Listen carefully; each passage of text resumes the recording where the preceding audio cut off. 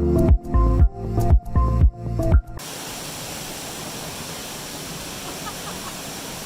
just, I'm gonna film some and then take a photo. Okay.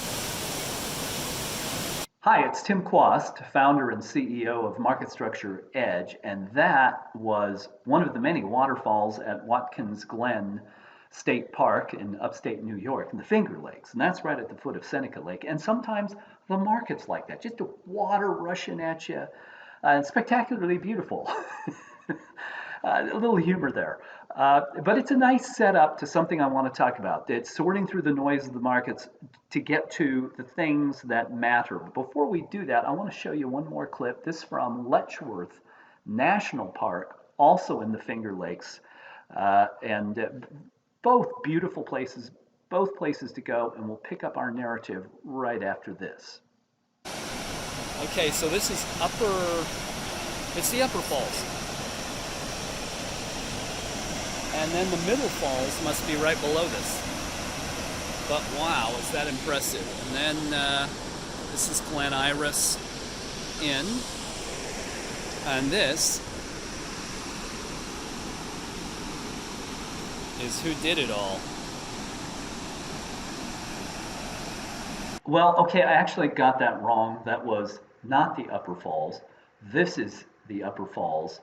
They were all glorious. That was the Middle Falls, and then there are Lower Falls. They're all at Letchworth State Park. So getting back to our narrative, I said we want to cut through the noise of the waterfalls, so to speak, and get to the things that help us make good decisions about what to buy and sell, and how to navigate the markets successfully. And I'm using the Benzinga Pre-Market Prep August 2 data here. So if you don't tune into it, please do that.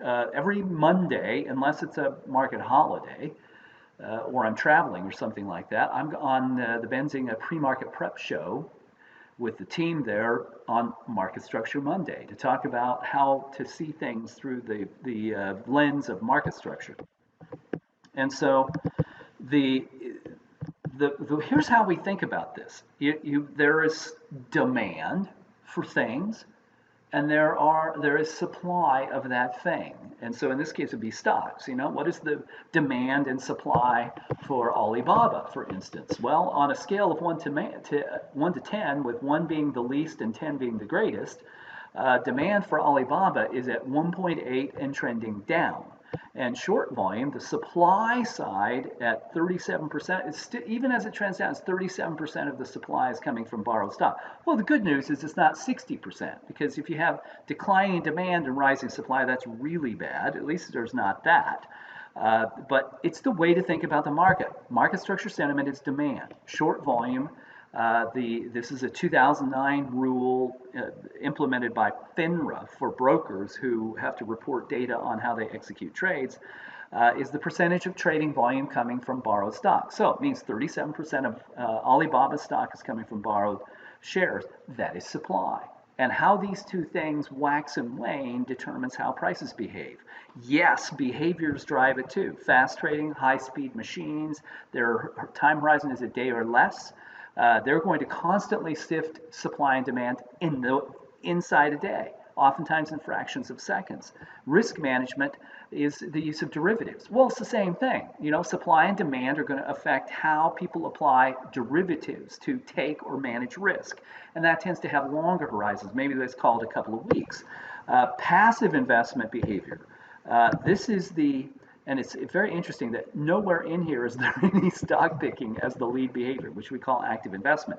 Passive investment will be indexes, exchange traded funds, quantitative funds, and they're following a model. And so it's almost like the course. You chart a course, and then you periodically check how you're progressing relative to what the charts tell you, and you course correct back to it. That's what that money does. And again, much like risk management, that's going to occur at regular intervals most of the time, monthly, maybe even twice a month. Options expirations, month ends, both times there are expirations. And so there's a real confluence of risk management and passive investment, and those two often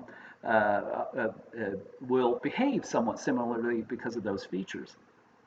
But that's, then you think about Stock picking, buying and holding, long-term corporate strategy. Well, that's a very long-term effort, and it doesn't take into account these short-term divergences in supply and demand, which set prices. It doesn't mean you can't buy and hold, but buying and holding is the most risky of all market behavior because you have to commit yourself to time. Time is risk. Fast traders take the least risk, not the most. Yes, it's speculative trading, but their time horizons are very small, so they're not exposed to price changes because price changes occur over time. Sometimes that time is very brief. Sometimes it expands over lengths and periods and epochs and so on.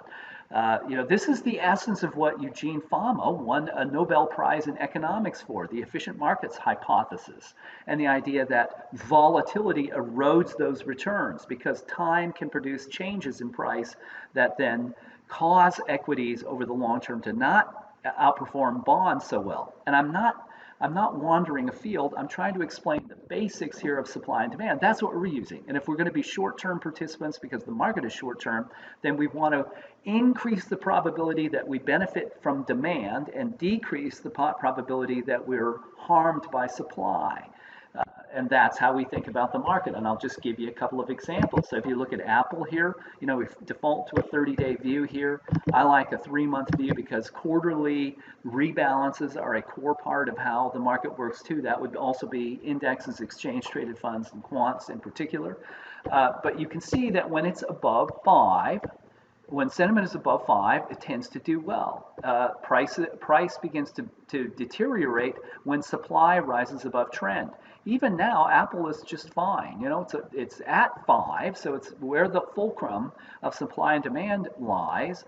But then the supply side is below the trend. Well, that's very good. If you look at overall, you're not going to be harmed there. Here's General Motors, 5 up, 32% short.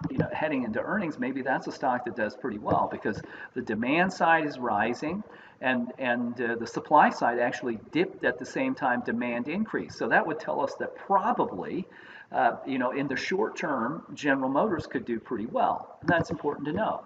And Alibaba, you can go back here and say, well, here. Demand peaked here, but supply was well over trend. So as demand began to fall and supply was over trend, price did too. Now some covering occurred. There are always these short-term behaviors, but we can look at this and say, well, this is not great. Even though the supply is at trend, demand is very weak. I want to see those things reverse before I would call Alibaba a good opportunity. Those principles of using market structure sentiment as demand.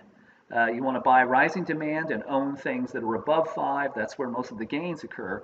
And then watch fluctuations in the supply, which is short volume. That's how we think about the market. And it removes the necessity to think about underlying financial performance. Sure, that can make a difference.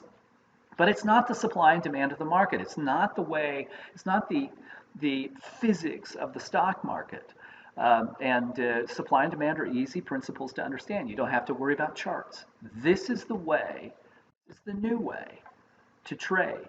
It's the way to use math that governs how the market works and the classic principles of supply and demand to make the best possible, the highest probability decisions about what you do.